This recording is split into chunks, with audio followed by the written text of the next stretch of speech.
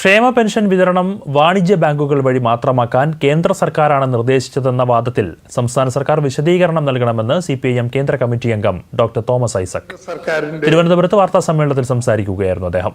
വിഷയത്തിൽ കേന്ദ്ര ഉത്തരവുണ്ടെങ്കിൽ മുഖ്യമന്ത്രി അത് ഉടൻ പുറത്തുവിടണമെന്നും തോമസ് ഐസക് ആവശ്യപ്പെട്ടു. പെൻഷൻ വിതരണത്തിൽ നിന്നും സഹകരണ ബാങ്കുകളെ ഒഴിവാക്കാൻ സർക്കാർ കള്ളം പറയുകയാണെന്നും അദ്ദേഹം ആരോപിച്ചു. കേരളത്തിലെ ക്ഷേമ പെൻഷനുകൾ മുഴുവൻ DBTയിലാക്കുന്നത് എന്ന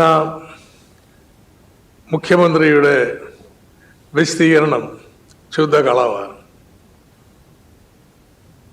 ഞാൻ മനഃപൂർവ്വം തന്നെ കളവെന്ന് പറഞ്ഞത്. സർക്കാർ ഉത്തരവിൽ ഇത് എഴുതി വച്ചിരിക്കുക.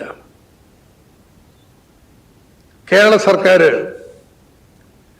ഇത് സംബന്ധിച്ചുള്ള കേന്ദ്ര സർക്കാരിന്റെ ഉത്തരവൊന്ന് നാട്ടുകാരെ കാണിക്കണം.